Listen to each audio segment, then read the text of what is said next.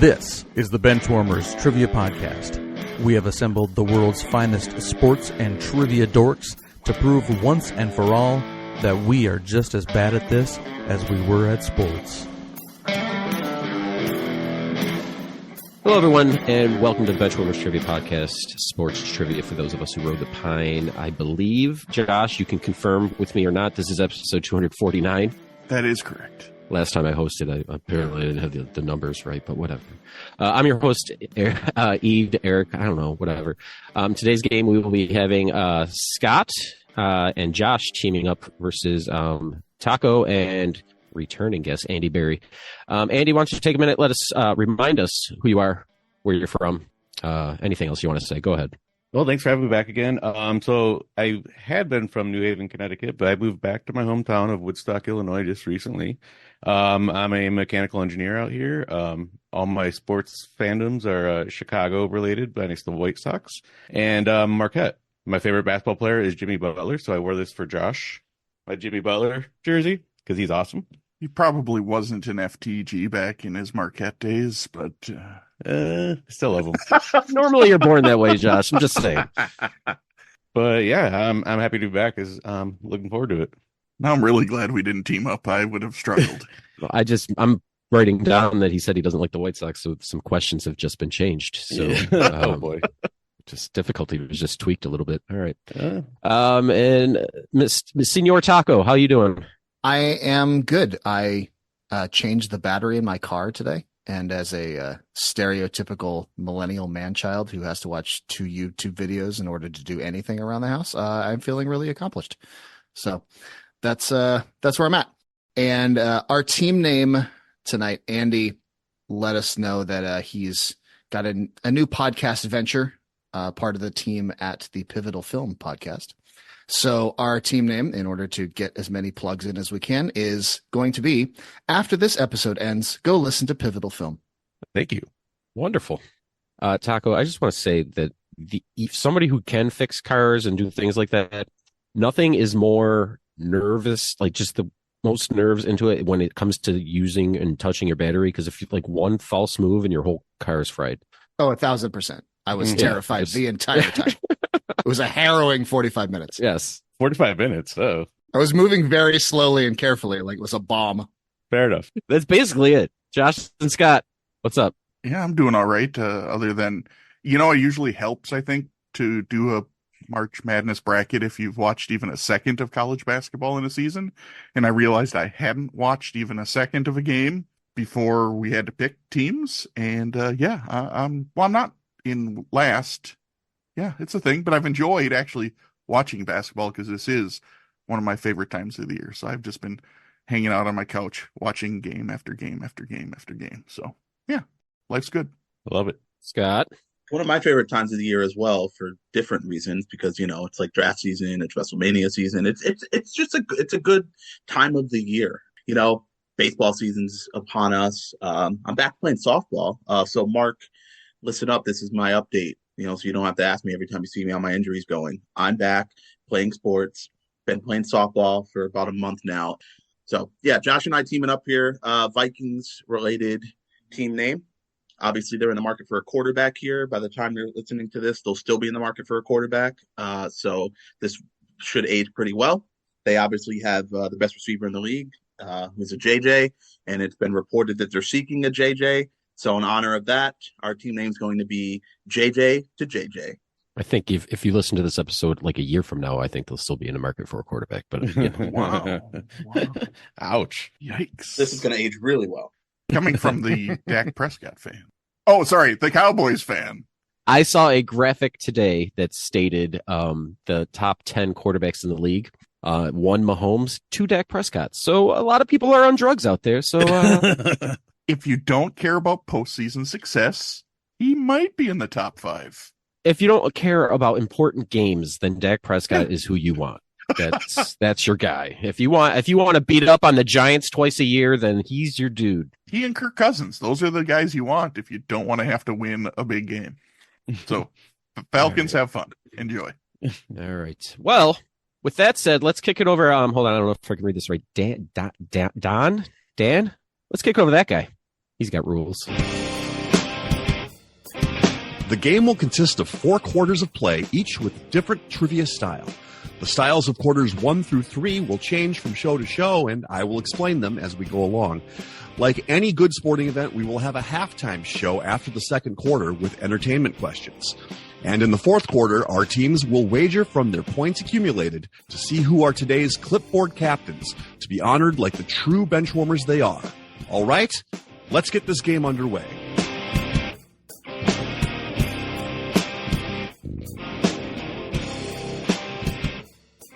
All right, thank you, Don.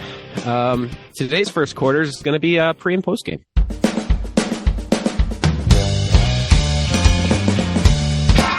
Pre and post game. For this quarter, there will be 4 before and after style questions. For example, if I said, what all-time leader in receptions for the Indianapolis Colts was a Notre Dame safety drafted by the Minnesota Vikings, the answer would be Marvin Harrison Smith. Each question is worth 25 points. So this one has a little bit of a theme to it. Half of each answer, just to give you a little bit of a hint, is a draft pick from the NFL draft last year. So there you go. All right. Question number 1. One of only 3 defensive backs to win the Super Bowl MVP, and he set the FBS bowl record for receiving yards in a game with 347 at the 2022 Rose Bowl. All right, we're going to check in. JJ to JJ's checked in. And after this episode, I don't know if you guys know, you should go listen to the Pivotal Film podcast. But you guys can talk it out now. All right, Matt, I am lost. I don't know either part of this. Great. We love that for everyone involved. Yeah. Okay, let's see. So, well, let's start with defensive backs to win Super Bowl MVP because that's a much smaller list. So we've got Larry Brown was a DB. Oh, yeah. And, the Tampa Bay guy, Dexter Jackson. What about Dexter Jackson, Smith and Jigba? Yep, that's it. I was trying to remember that receiver's name. Yeah, I like that. Okay. All right. Check that in. All right. And over to JJ's. Yeah, we had the same. Dexter Jackson, Smith, and Jigba. All right. Nice and easy to kick this off. The correct answer is Dexter Jackson, Smith, and Jigba. Larry Brown is one of the other defensive backs, and the other one's, I forget his name. Something in 1973, I think it was. Whatever that was. That was his name? Something 1973? He's a very unique defensive back. and a very long name on the back of his jersey, so, you know. It was hyphenated. It was. His mom was something, and his father's last name was 1973. Question number 2. Rookie AFC South wide receiver who was on pace for over 1,000 yards before breaking his leg in week 13 and was an ex-teammate of LeBron who may or may not be homeless. We're checked in. All right, JJ to JJ has checked in. And after this episode ends, go listen to the Pivotal Film podcast. Is it Pivotal Film podcast or is it just Pivotal Film? You guys can talk it out. All right, yeah. I was trying to remember his name, but the first half is definitely Tank Dell, though. Okay. So then the second half is, I said over the second half is Delonte West. So Tank Delonte West. Yep. Check that in. All right, JJ to JJ. Yeah, I don't think he's homeless anymore. I thought Mark Cuban saved him. Yeah, that's what I think. I think I read that somewhere within the past year or something. I don't know if it religiously saved him, but he at least got him off the streets, and maybe he's back though. You're right. I guess we don't really know. But we also checked in with Tank Delonte West. I did state may or may not be. Cover your bases. You got it. The last line on his Wikipedia page is just mentions an arrest, is what I'm saying. So there's nothing about Mark Cuban on there. So, well, if he was arrested, he might not be home. Correct. He might be sleeping somewhere warm. Is 3 hots in a cot. Let's hope. He was seen trying to break. This is the exact line from his Wikipedia. After being seen trying to enter a car that did not belong to him. Anyway, but yeah, both teams getting their points. The correct answer is Tank Delonte West. Anyway, let's move on to question number 3. Wide receiver who famously made a touchdown-saving play in the Super Bowl and was the top running back taken in the 2023 NFL Draft. We will check in. All right. After this episode ends, go listen to the Pivotal Film. Has checked in. So JJ to JJ, talk it out. I think we got it. Yeah, I was letting Scott work on the second half, which I'm guessing he had this or he was just having a brain fart, one of the two. But I was thinking of the first half, and I was like, "Isn't that Don Beebe?" And then it was pretty quick. I sent over Bijan because Scott hadn't said anything yet. So we're checking with Don Beebe Jean Robinson, right? Robinson. Yep. And pivotal film. Same thing. Don B.B. John Robinson. Mm-hmm. A little surprise here. Both teams getting their points. The correct answer is Don B.B. Jean Robinson. And if Leon Lett would have scored that touchdown, would they have went for 2? Would they just get 60 in a Super Bowl? I think they would have. Anyway. Final question of pre and post game. Question number 4. Quarterback who would most likely be the first overall pick in a 2023 redraft, and professional wrestler known for his unique attire, entrance music, and his trademark short temper, spontaneity, and quick wit. Okay, we'll check in. All right, after this episode ends, check out the pivotal film has checked in. JJ to JJ, and hit me with their answer because I think they got it. Yeah, it took me a couple seconds. I'm like, Stroud, out. But then, yeah, as I said it more in my head, it made sense. We checked in with CJ Stroudy Roddy Piper. And the boys at the pivotal film. We checked in with the same CJ Stroudy. I don't know, Stroudy Roddy Piper. I it's a tough one, but I knew what you were going for. I like it. Rolls off the tongue. All right.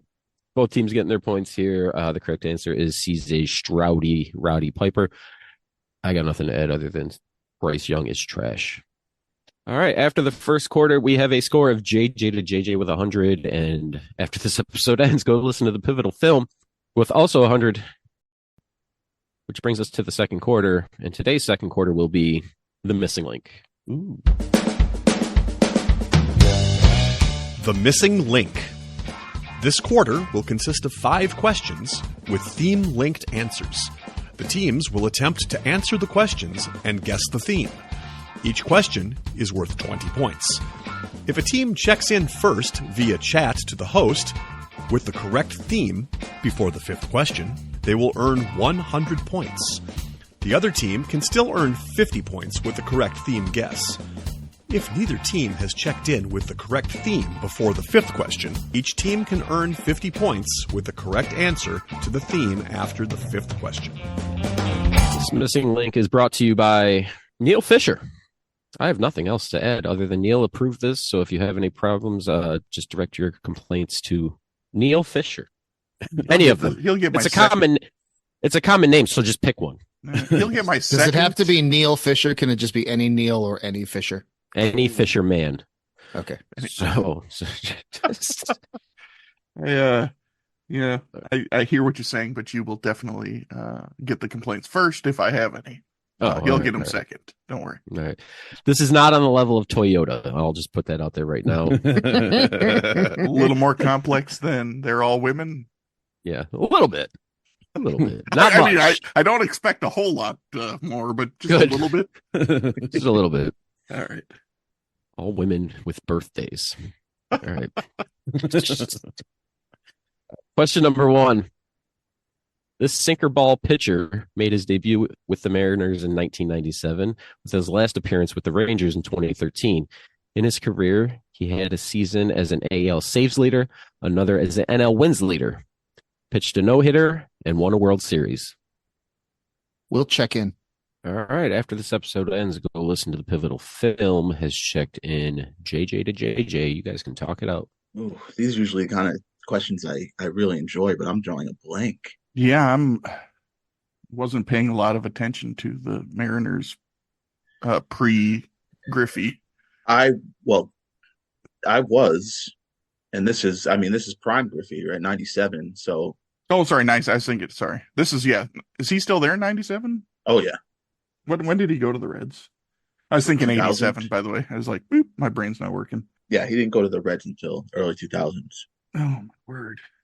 So what's tough is like we can't really grab, was he a reliever first, then start? You know what I mean? Right, because he ended up because he started and finished in the AL. So exactly right. I mean, and he was assuming he was a starter at some point in the National League. Then right, there were a lot of guys that kind of did both, right? That sort the John Smoltz. There were a lot of guys that Ryan Dempster comes to mind because I know he threw a sinker and he could have been the NL wins leader when he was on the Cubs.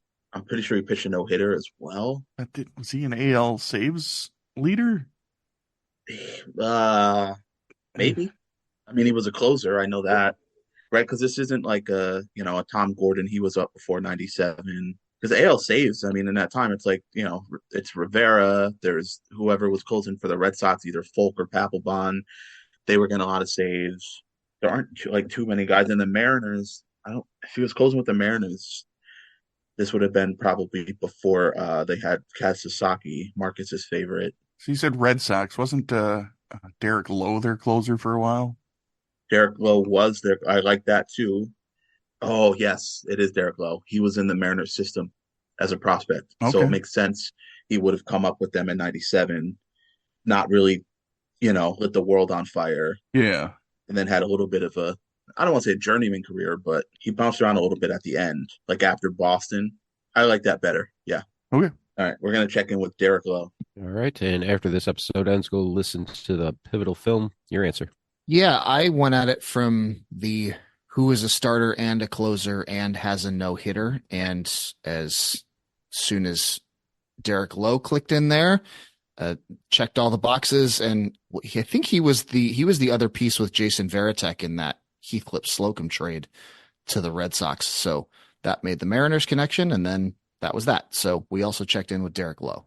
All right, both teams getting their points here. The correct answer is Derek Lowe. Yeah, he was the AL wins or saves leader in 2000, NL wins leader in 2006, and he was one of the key pieces to help the Red Sox win their first World Series in like a billion years. All right, so far our theme-linked answers, Derek Lowe. All right, let's move to question 2.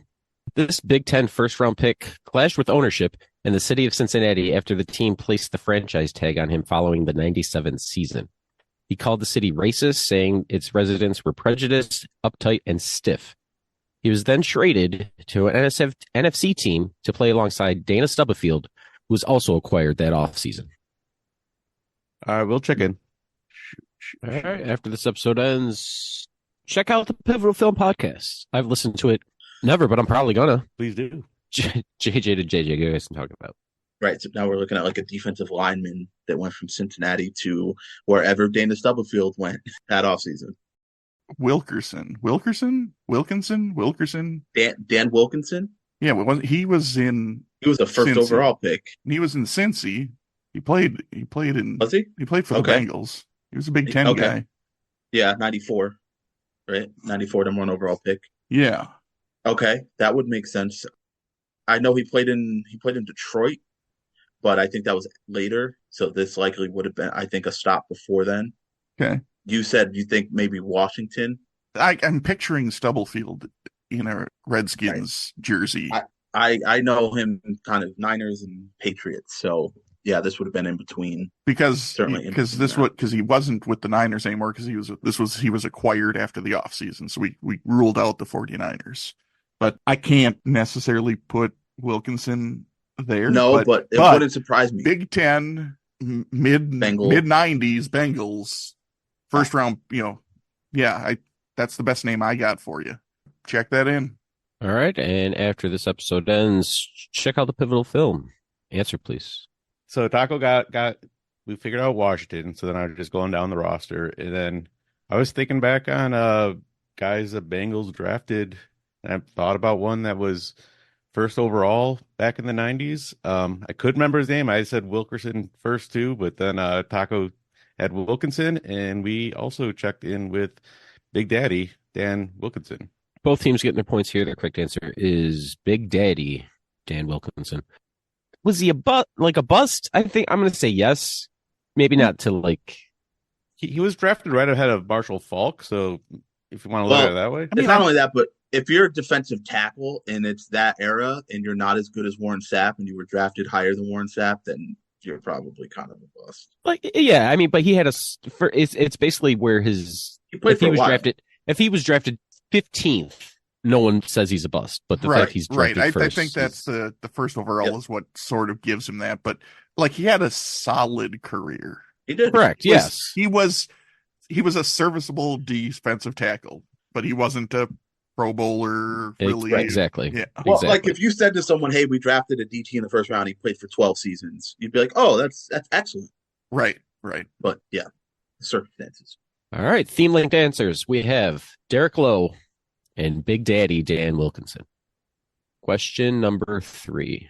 Listed as a point guard and power forward on his Wikipedia page, what SEC one and done player was featured in a Showtime documentary film in 2016? He is also a supporter of the Essendon Football Club. Gross. We'll check in. All right, JJ's checked in. Pivotal film. You guys can talk it out.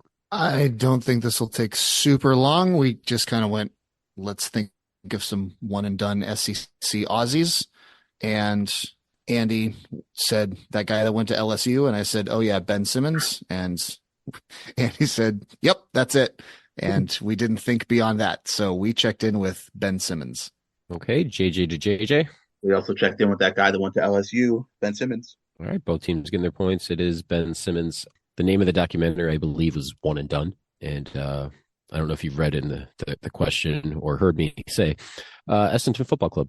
Gross. Oh, no, not gross. Calm down. My team at least has a win this season. I don't need any this year. Fair. You're basking in glory still. What? All right, that's right. Yeah, damn right. All right, so theme link answers so far: Derek Lowe, Big Daddy Dan Wilkinson, and the guy we just mentioned, Ben Simmons. That brings us to question number 4. This pitcher's resume includes an AL Cy Young, a comeback player of the year for the season where he would go 22-3. He was a 4-time All-Star and a recipient of a very prestigious Golden Cobbledick Golden Tomahawk Award. I'm sorry, Gordon Cobbledick Golden Tomahawk Award. So yeah, the Gordon Cobbledick Golden Tomahawk Award. While pitching for the Phillies, an injury would ultimately end his career at the age of 36 in 2014. The good old Gordon Cobbledick Golden Tomahawk. Guys, you should be very impressed. Josh is going through every single Gordon Cobbledick Golden Tomahawk Award winner. Yeah, I've been studying that one. I've been studying that one a lot lately. So just choosing which guy from that list. When we've been doing this podcast for 4 years, you're eventually going to, crack open the Gordon Cobbledick Golden Tomahawk Trophy. Okay, we're going to check in. JJ has checked in. That means after this episode ends, you should go check out the Pivotal Film podcast. And now you can listen to them talk out this question. I think we're pretty close here. I don't know if I have anything better. I love that award name. Never heard of it before, but Gordon Cobbledick is a pretty great name. I do think I remember him leading the league in wins, or he was close with over 22. He was definitely on my fantasy team at that time, I think. So yeah, I got nothing better than Cliff Lee. Yeah, I feel the same. Golden Tomahawk feels like very problematic at this point in terms of an award to give for one of those teams with a problematic name. And Cliff Lee did a lot of his damage in Cleveland and definitely ended his career with the Phillies. So I think that checks enough of the boxes where I think that's the best we got. So we will check in with Cliff Lee. And JJ? Yeah. I think he got those 22 playing for the Cleveland Ball Club. And yeah, I get to see them quite a bit. So we also checked in with Cliff Lee. All right. Both teams getting their points here. The correct answer is Cliff Lee. And for anybody curious, Gordon Cobbledick was born December 31st, 1898, and he was a journalist in Cleveland. He has 2 sons, William Cobbledick and Dorn Cobbledick. The theme-linked answers so far, we have Derek Lowe, Big Daddy Dan Wilkinson, Ben Simmons, and the Cliff Lee, the recipient of the Gordon Cobbledick Golden Tomahawk. How many times am I going to say that today? You'll never know. And Josh, I apologize for this question. I did not. The way my games came out, you weren't supposed to be here, so sorry. I wasn't supposed to be here or was this supposed to be a Tuesday? No, this was supposed to be a different day because that one got thrown off. So my cycle, this was supposed to be. I have another game written, but that's all right. Anyway, it's all right. You say that now. Anyway, question number 5. This place kicker's career started in 1982 and ended in 2004. He's the first kicker in NFL history to finish the regular season with a 100% success rate on field goals and extra points. His only miss that season would come during a very important game. Hashtag too much Minnesota. We can check in. JJ's checked in. Pivotal film. Talk it out. Got to be Anderson, right? It's got to be. I don't know who else it could be. No, But I think that's it. Check it in. All right, and JJ. Just to let you know, I'm not as triggered as Dan is by any mention of Gary Anderson. Both teams getting their points here. Yes, the correct answer is Gary Anderson. And when you think of place kicker from the 80s and 90s, that's what most people picture. It's either him or Kevin Butler. So theme-linked answers. Derek Lowe, Big Daddy Dan Wilkinson, Ben Simmons, Cliff Lee, and Gary Anderson. I'll give you guys another couple minutes to come up with any guesses, because I've had two submitted to me and they are not right. And the last one's the giveaway. Sure. I'll put it this way. The last two are the giveaway. Put them together. Any more specific than that? No. All right. So you guys checked in with your theme-linked answer. That means, not JJ.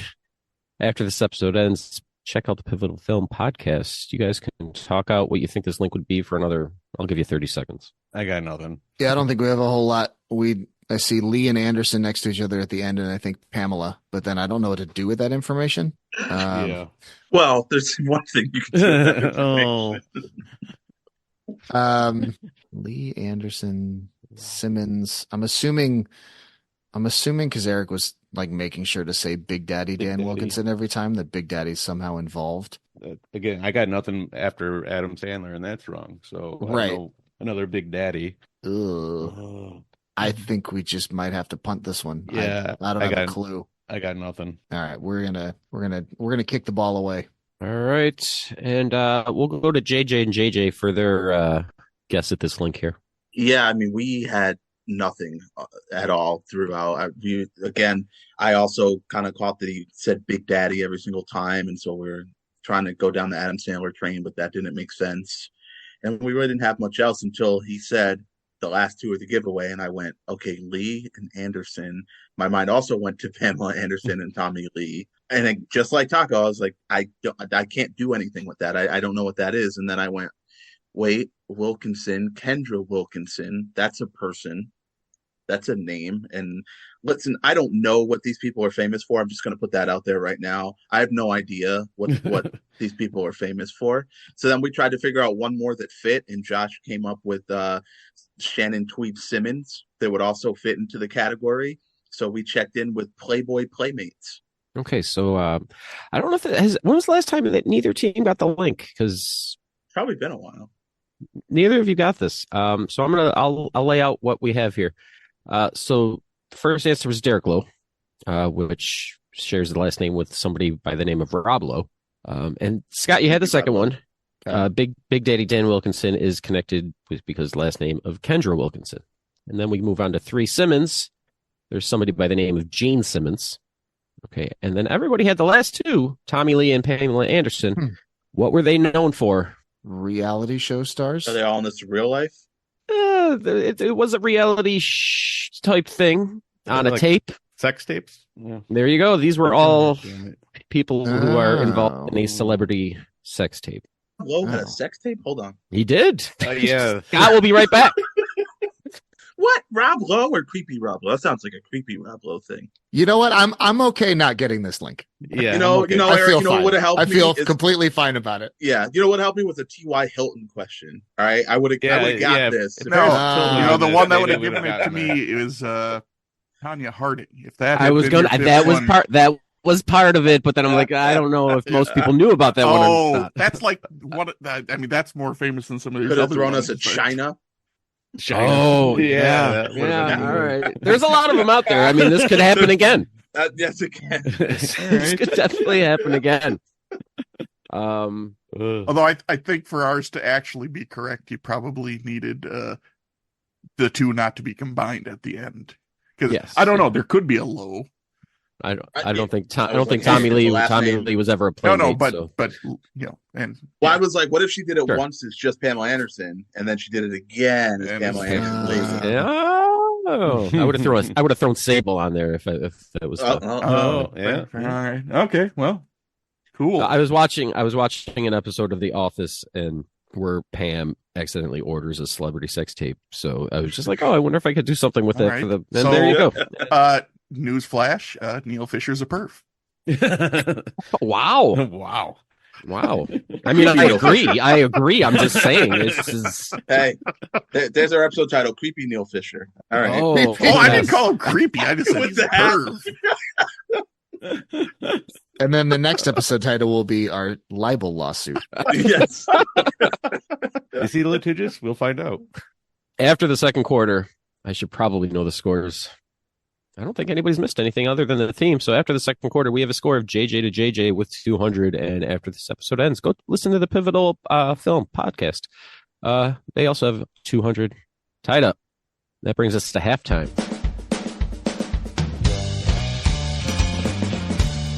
It is now time for the halftime show. There will be 3 entertainment questions. Each question is worth 25 points. This is a very easy halftime. So we've been known to kill people on this podcast from time to time and on other podcasts. Josh, I'm looking at you. Hey, at least I haven't on this podcast. No, didn't you Yes. mention? I thought you did. I thought you were the Kelly Preston one, weren't you? No, Wasn't it you? no, that Jordan. happened. I wasn't on that episode. Oh, no? You guys were all talking Oh. about it, and then shortly after was when I hosted Triviality with Chadwick Boseman as an answer. Oh, no. Okay. Yeah. So this halftime was inspired to me by the annual trivia night I go to every year with a group of friends. And they always have these bonus rounds called Dead or Alive. So I'm just going to give you a famous person, and you're going to tell me if they are dead or alive. All right. Question 1. And I'm not just going to throw you the name, and if you don't know who they are, I'll tell you who they are if you need help. Question number 1. It's Earl Hindman. Who? He played Wilson on Home Improvement. Hmm. Is he alive or not? We'll check in. All right. After this episode ends, go check out the Pivotal Film. It's checked in. JJ to JJ. What you got? We both are thinking probably dead. I've heard nothing about him starring in any sort of reboot, so that leads me to believe he's no longer with us. That's a more better reason than me just going, boy, he'd be pretty old. So yeah. So we're gonna check in. Do we know that? We don't really know what he looks like. He could have been 15 years old. No, didn't we actually get to see him once, like at the end? Like No, No? never. No. No. maybe I just looked up the actor at one point and There went, you go. oh, that's an old guy. So All we're right. going with dead. All right. And Pivotal Film. We're also, I don't know for sure, but I think he's dead. Everyone wants Wilson dead. That's what we've gathered from this. Is so Earl Hindman was he was born. He did have a birthday on October 20th, 1942. So he's not terribly old. But he did pass away at the ripe age of 61 in 2003. I would have not guessed it had been that far back that he would have died. Yeah. I would have thought it would have Right. been a little more recent. Yeah, so he passed away from lung cancer. Oh, Mm. see. So don't smoke. So now the question is he just going to throw 3 dead at us? That way he can't possibly kill someone off because they're already dead. It's a possibility. Anyway, let's move on to question number 2 at halftime. Dennis Farina. You might know Dennis from his roles on Get Shorty, Law and Order, and the Unsolved Mysteries reboot. All right, we'll check it in.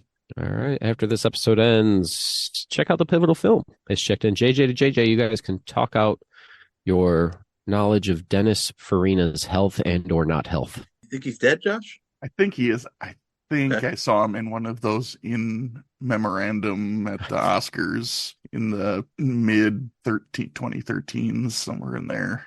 Okay, yeah, no, terrific role in 2008's What Happens in Vegas. So I know he was alive then. Yeah, I just feel like Yeah, I can't remember place him this. after that. All right, you know what? If it's something that you're latching onto, at least. So let's I do think it. so. Yeah. So we're gonna check in dead. All right. And over to a Pivotal Film. Yeah, we also checked in dead. We're not overthinking this one.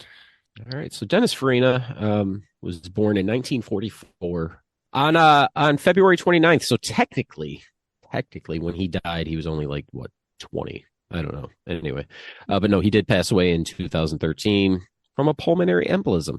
Wait, you say he was born February 29th, 1944? Yeah. So how old would that make him? Same day as my dad.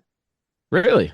My dad was leap year, February 29th, 1944. My dad would be 80, also did. So if he comes up next, Josh, I know the answer. Hold on, what was your dad's name? Yeah, so both teams gave me points here. There was, yes, Dennis Farina has passed away.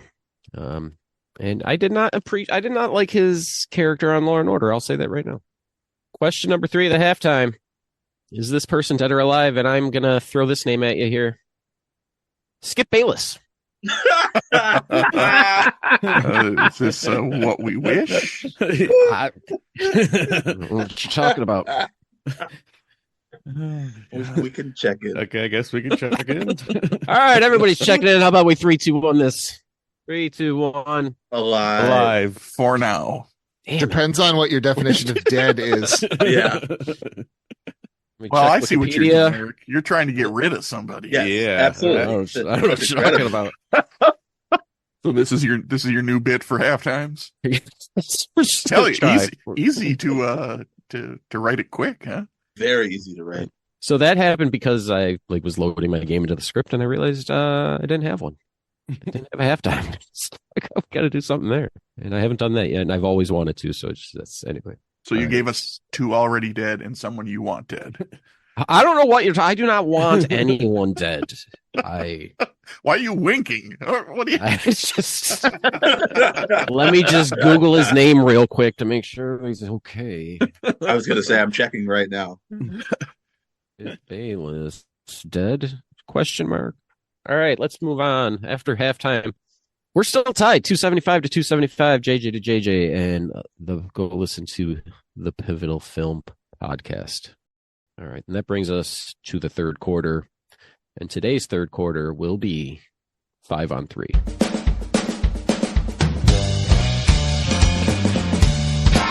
Five on 3. For this quarter, there will be 3 categorized lists containing 5 items, where each item is worth 10 points. The teams will attempt to guess as many items as they can. However, if a team has an incorrect guess, they will receive 0 points for that list. Josh, I looked at every NFL franchise's quarterback passing leaders before the game. Nice. No, not nice, because we don't get the lucky 7. Everyone well, thought but maybe one of these, or maybe there'll be 3 teams, and who are their top 5 passing quarterbacks. Mm-hmm. Yeah, I did something. We're going with quarterbacks. I'm going to give you 3 quarterbacks, and I just want to know who caught the most touchdowns from each quarterback. Okay. All right. So, first question is, who caught the most touchdown passes from Tom Brady? Eric, we're going to check in.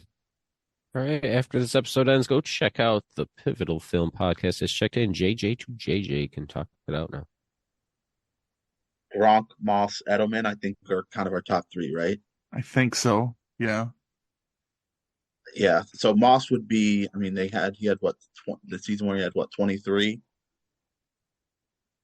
Yeah.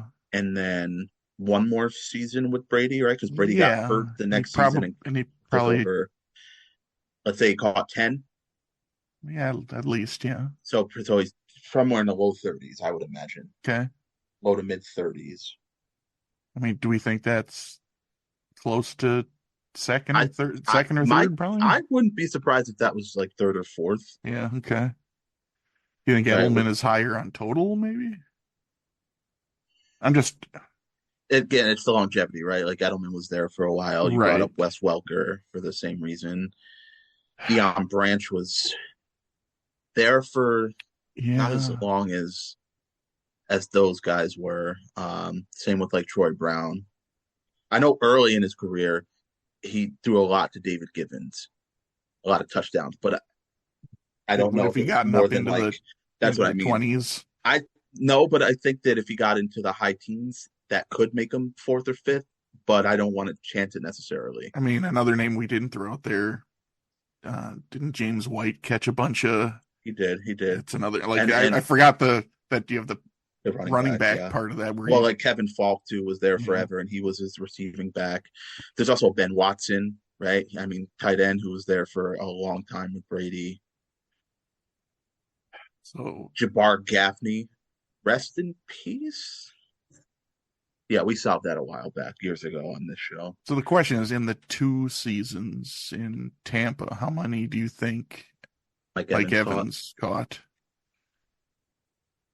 My guess would be somewhere around the amount of David Gibbons, so probably high teens. Ugh. Like if you think if he caught 8 and 8, that's 16, which doesn't seem like it should be anywhere like close he would to have the had top to have 5. caught more than that the Super Bowl and I'm season. lowballing it. Yeah, like that's me. Like I think worst case scenario is probably like 16.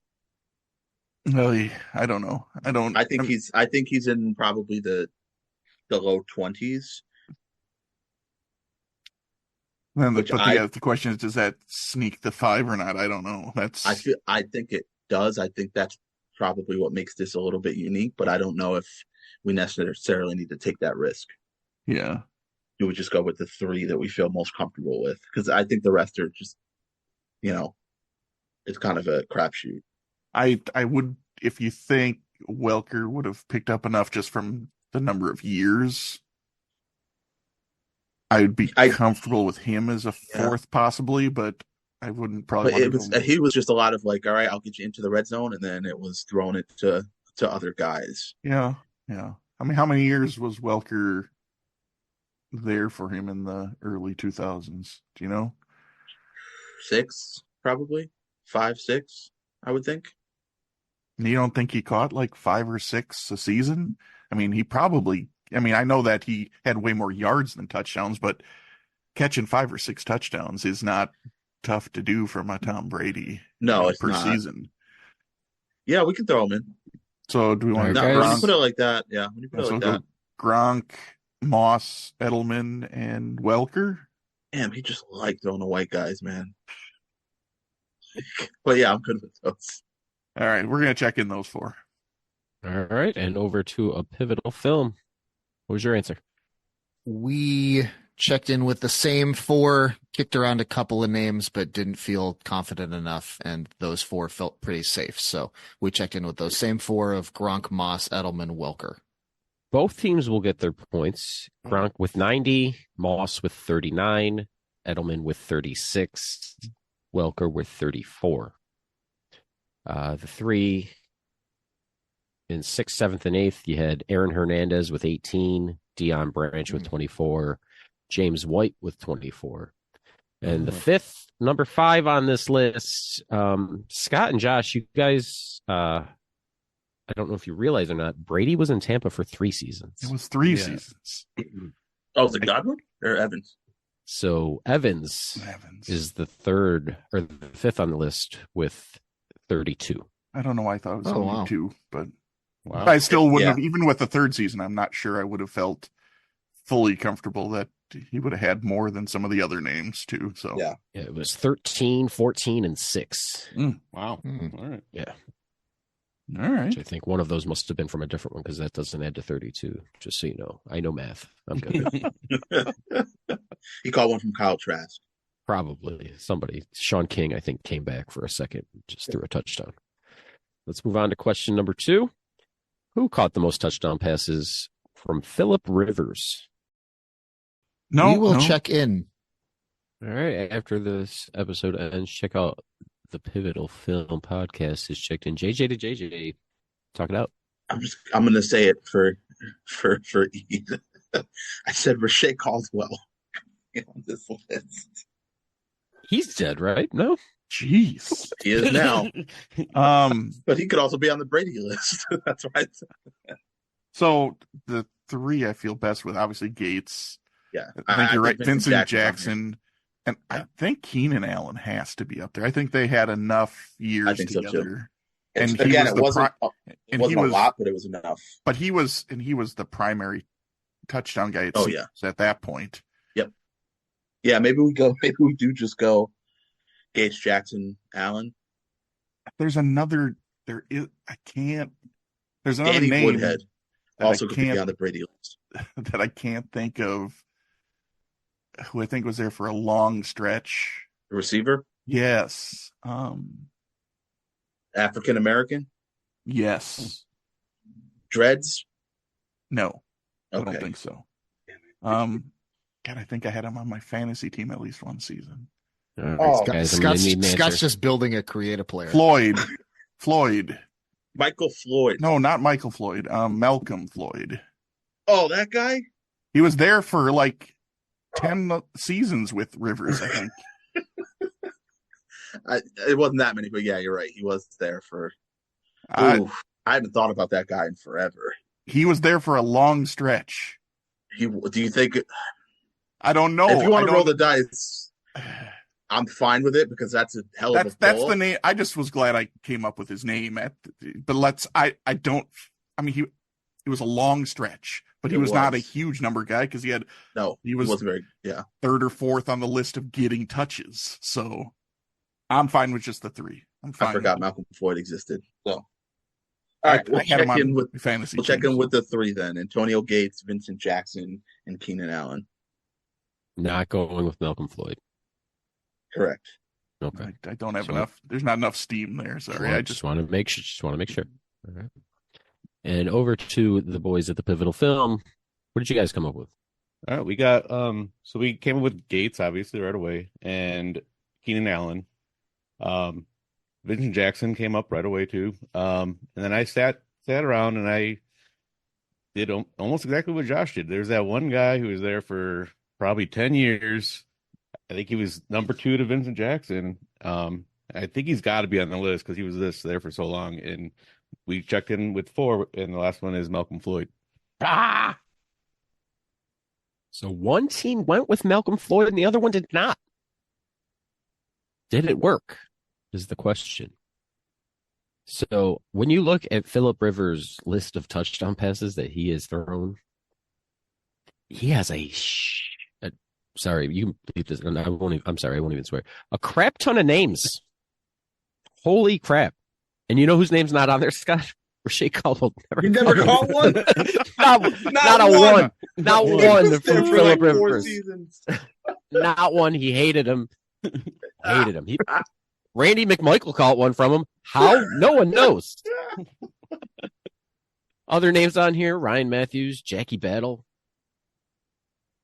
Vincent Brown, Stevie Johnson, T.Y. Hilton, Mike Tolbert. Oh, Travis, but Chris Chambers. Like, this list is impressive. Oh yeah, Mike Williams. Forgot when Chambers and McDaniels both left the Dolphins for the Chargers. That's right. Right. So, number 1 with 89 is Antonio Gates. That was a given. And then there's a very, very, very steep drop off. Then it's to Vincent Jackson at number 2. Rest in peace. With 37. Keenan Allen has 33. And there was 2 people tied with 17. So if either one of them was used, I would have counted it. It was Hunter Henry with 17 and Tyrell Williams with 17. Actually, I did skip a name. With 34, he had Malcolm Floyd. So he was there for 10 years, and all of his touchdown passes were from Phillip Rivers. So he is third on that list. So both teams get their points. Dang it. Other names right on the outside looking in. He had Austin Eckler had 14, Danny Woodhead with 13, Sproles with 11, and Eddie Royal almost made it in with 16. Yeah, I love just looking at just stuff like that. It's just you see names that you haven't seen since. I forgot Malcolm Floyd existed. The thing was, I was hoping that when I finally got there, it was gonna have you be strong, get a bigger, stronger. Because he had like 10 years, but I couldn't have told you. So I guess all he had to do was catch 3.5 touchdowns a season. Right? Yeah. Right. You didn't need a lot. No. Dang it. Oh well. How many games did Gates miss? He probably caught him when Gates was out. Probably. All right, third question for this quarter here. So we hit one Chargers quarterback. Why not another? Question number 3: Who caught the most touchdown passes from Drew Brees? All right, Josh, just look at the list we had before. Just add Rasheed Caldwell.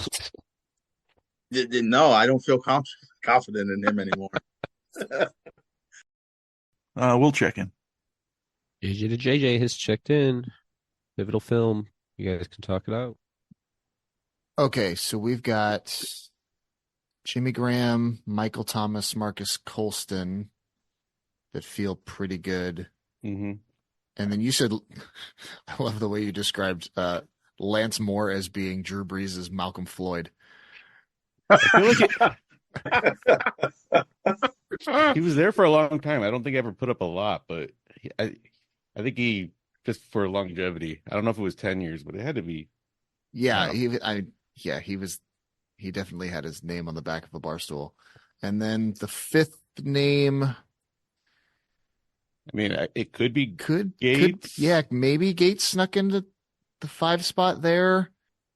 I don't know. I mean, I don't feel super confident on it though. Yeah, I like those 4, and then considering we're 10 points ahead, the only way they can tie us is if they get all 5. So I'd rather go for 4 that we really like than try and throw a 5th one on there that maybe, cost us everything. Yeah, I agree. Let's go with those 4.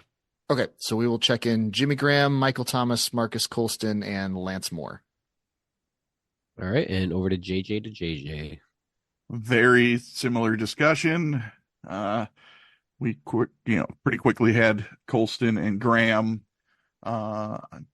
We were pretty confident Michael Thomas probably did get there.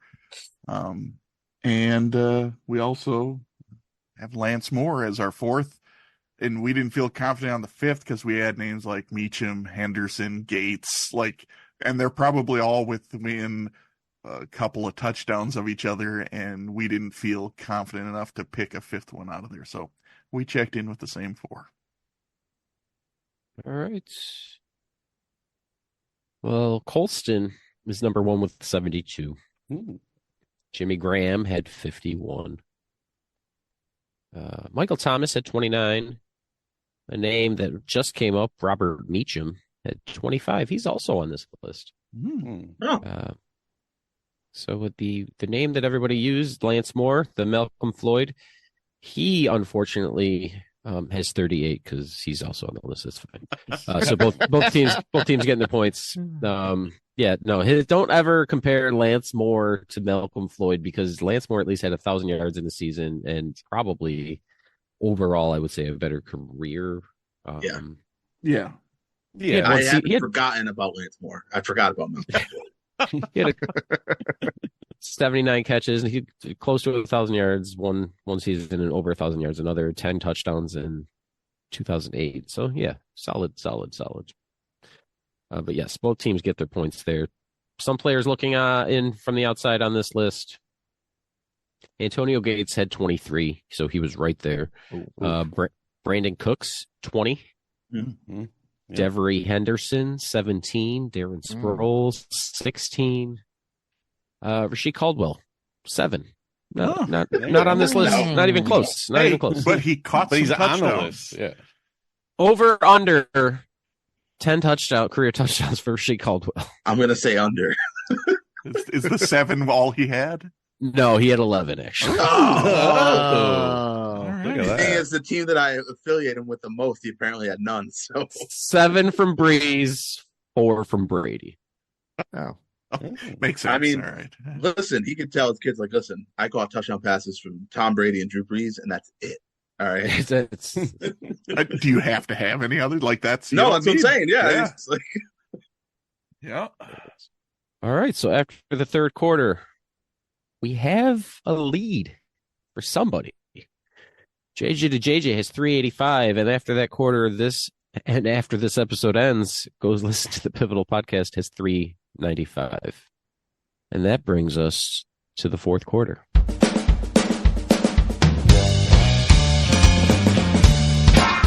The fourth quarter, known as Put Your Fours Up.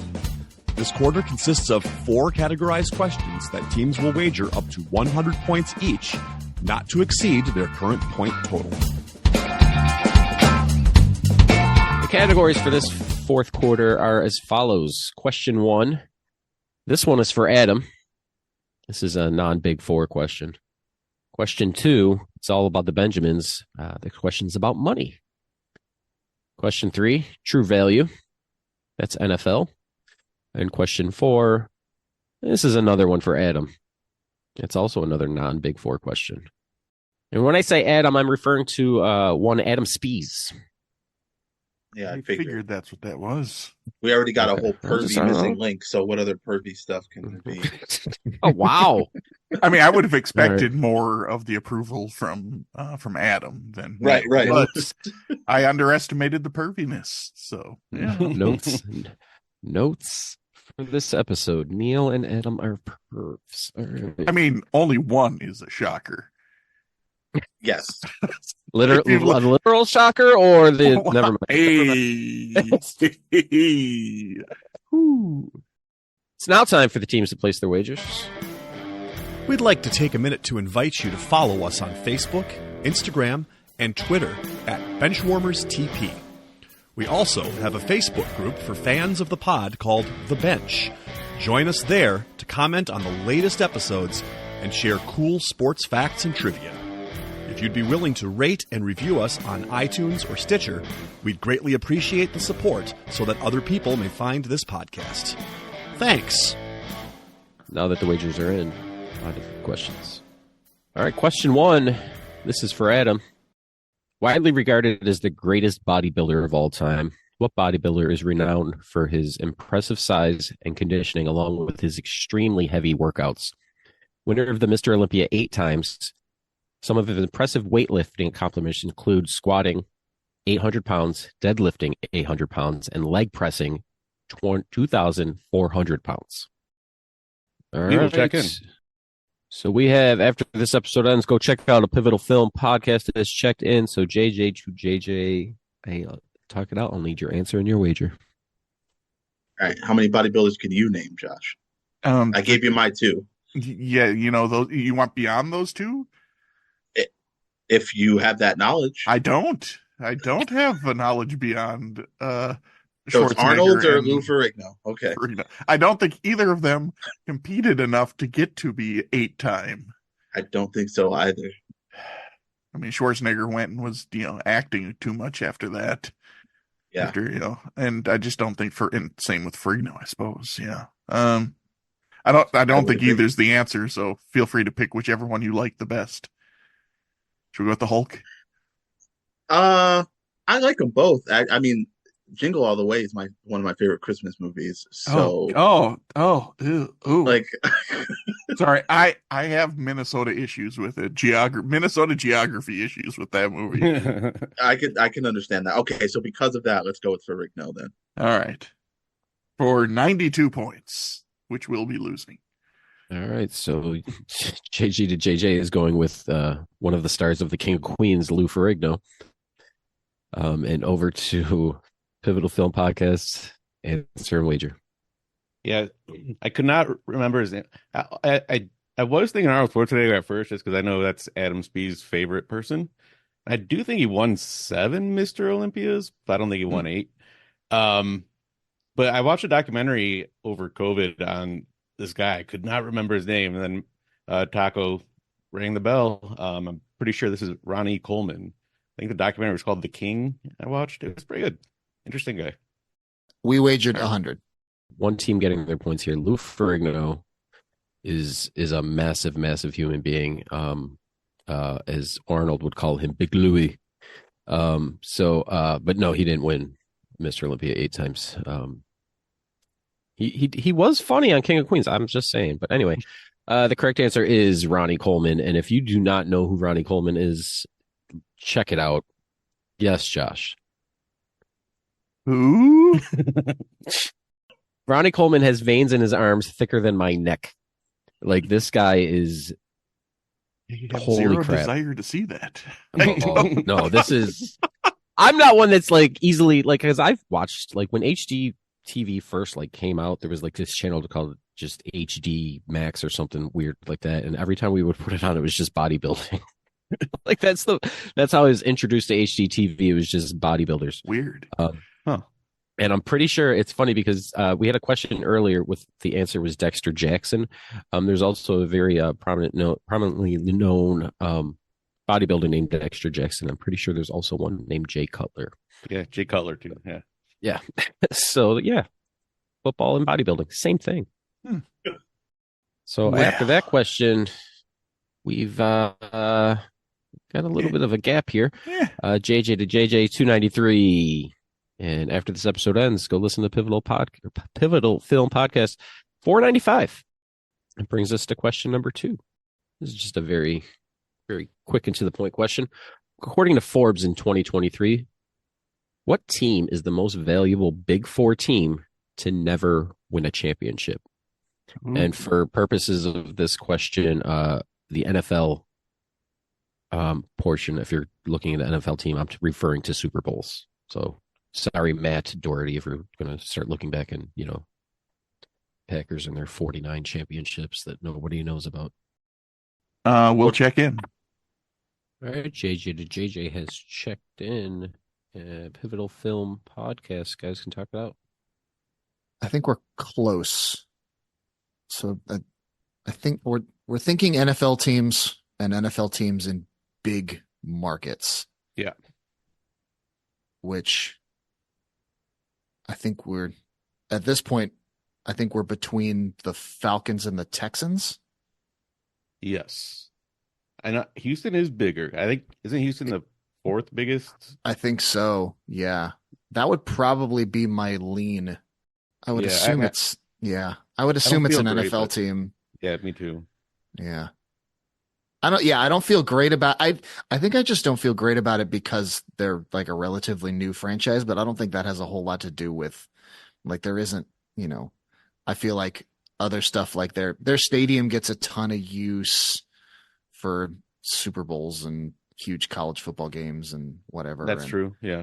Let's just go with it. I mean, it's flip a coin, but yeah. Houston's bigger. Let's just go with the bigger city as a tiebreaker. Cool. Yeah, I like it. We will check in the Houston Texans for 80 points. All right, and over to JJ to JJ. Yeah, I mean, we were kind of coming down a similar path.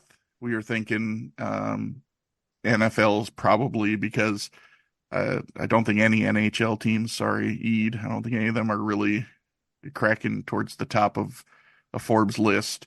And I think we both think baseball and basketball, the ones who have the most value have all won multiple championships probably. So we were thinking about the teams that hadn't won, and we both sort of discounted Houston, I think, due to their relative newness as a franchise. So we went between Atlanta and Minnesota, both have new stadiums, and we went with the bigger market of those two. We said Atlanta for 100, but now I'm fearing that Houston, even though they haven't been around for as long, they might actually be higher, but we went Atlanta. All right, one team getting their points here. Josh, the Vikings are 4.65 million. And the other team very close to those two others is the Falcons at 4.7. But the team that is worth most valuable team with no championships is the Houston Texans. They are worth 5.5 billion. Wow. Which I'm sure that's just going up as we speak. So, hey, Scott, we can't finish yes. with 0 this time, at least. Yes, correct.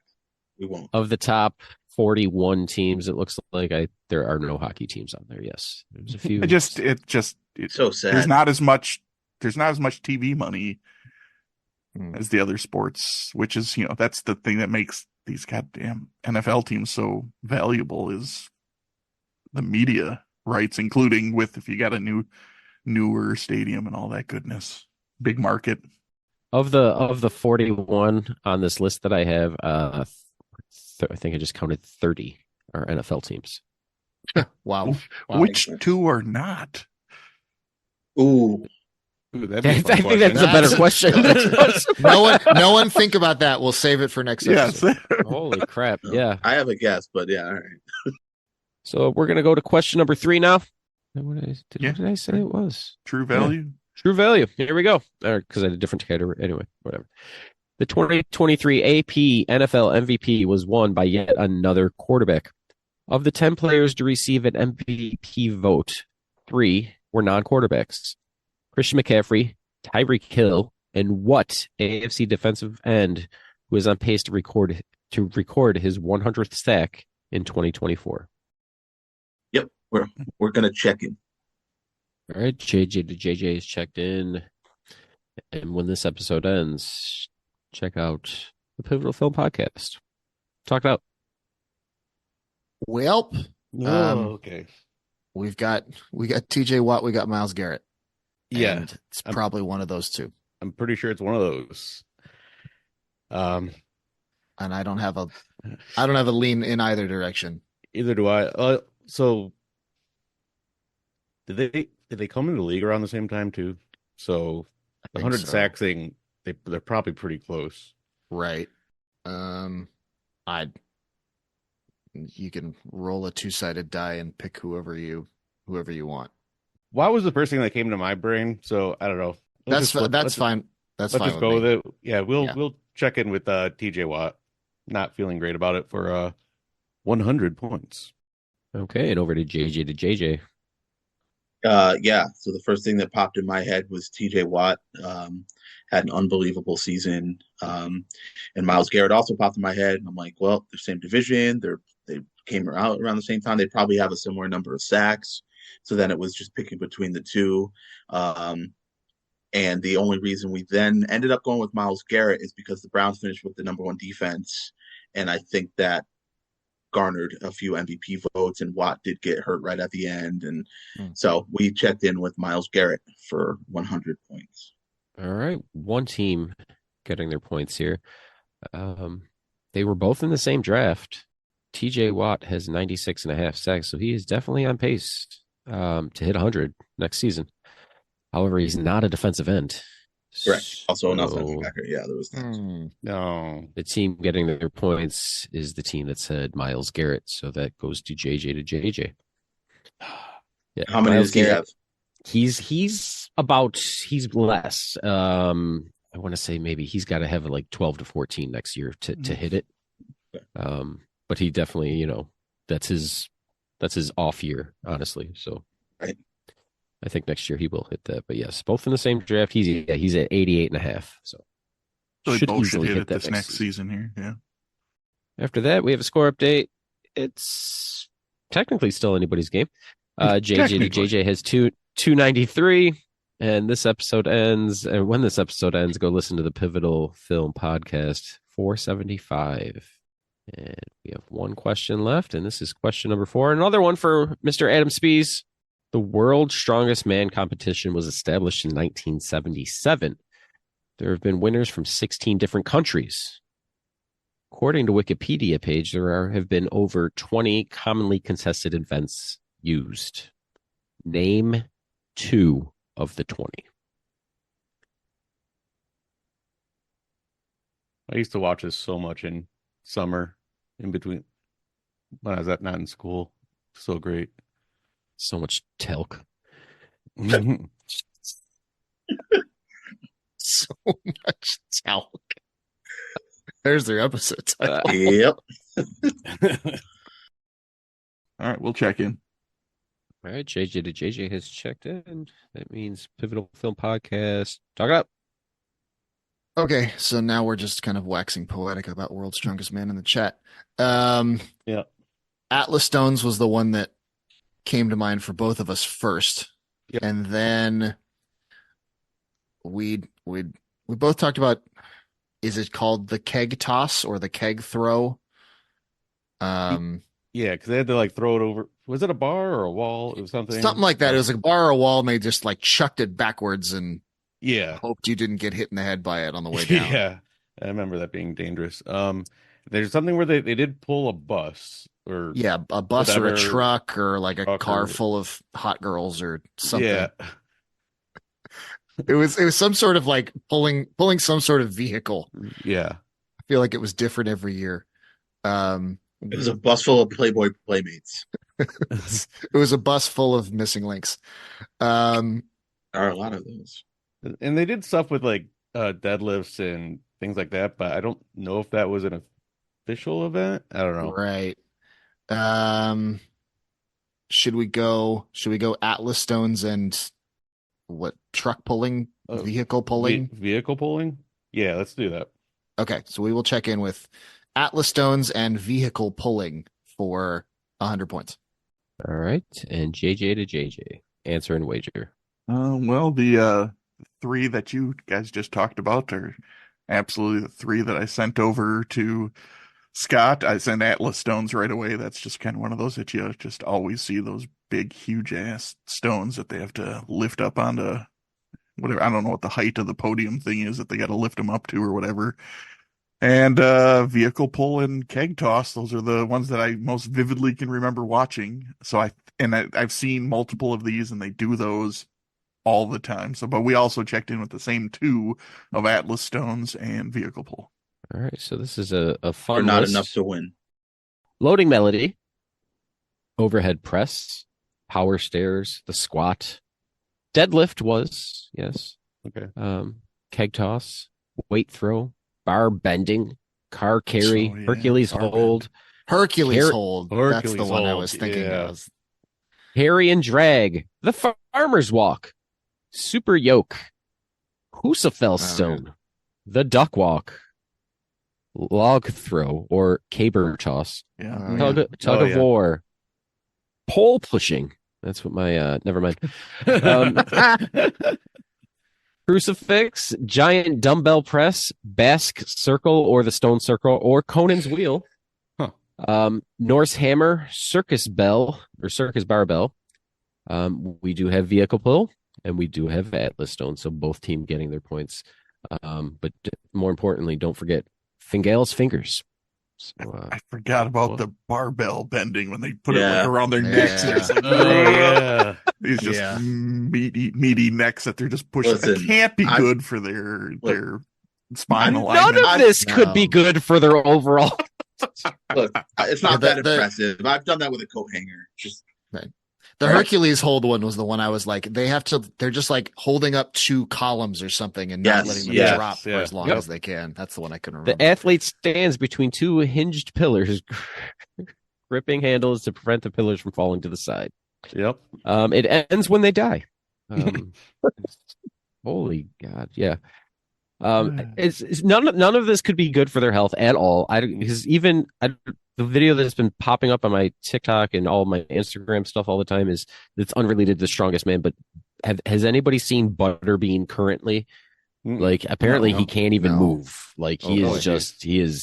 just father time comes for everybody, and it's just I always say I played football most of my life. I am on borrowed time with my knees. I'm just waiting. What are knees? What are ankles? Right? I played basketball all my life, and that they don't really tell you that it's not good to just constantly be jumping up and landing pretty Right? hard on hardwood surfaces. Yeah. Yeah. Is that why my knees creak and crack every time I stand up? Like Listen, every when time. if you hear me walk upstairs, it sounds like somebody's walking on uncooked pasta. So that's Oh boy. probably not ideal. Anyway, all right. This has been So the this Joint game- Health Minute on the Benjamin Trivia Podcast. This flaxseed, what's one of those herbs that people are taking? And any of that helps? The ashwagandha I've been taking is not helping, is what I'm saying. Just so. Anyway, so this episode or this game, any episode for that matter, has come to an end, and here are the final scores. JJ to JJ finishes with a solid 385. And after this episode ends, go check out or go listen to the Pivotal Film podcast.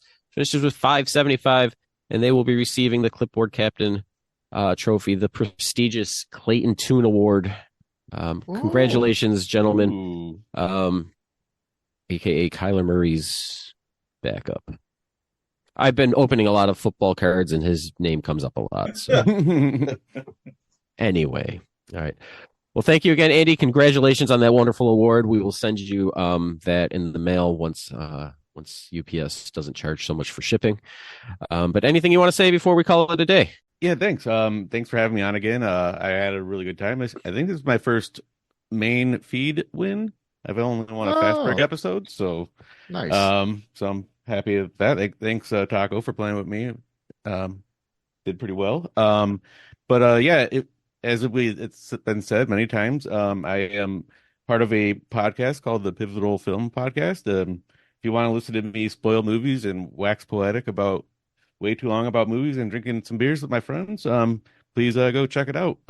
We watch a lot of movies. So, yeah, again, thanks for having me on. It was fun. Wonderful. And I just real quick before we go, I just want to say, Andy, thank you for paying good attention, making sure our balls are doing well. As an equipment manager, we appreciate you. So thank you for your patronage on Patreon. Yeah, thank you. Yes, worth it. No, thank you, and thanks to all the patrons, anybody that supports us talking about nonsense such as Gordon Cobbledick. He's a good guy. I need to look that up. Okay. The Golden Tomahawk. Why not?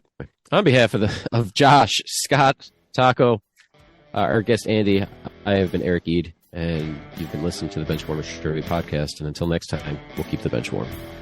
Nice. Oh, you actually finished it with the actual script. I'm impressed. Sometimes I use the script.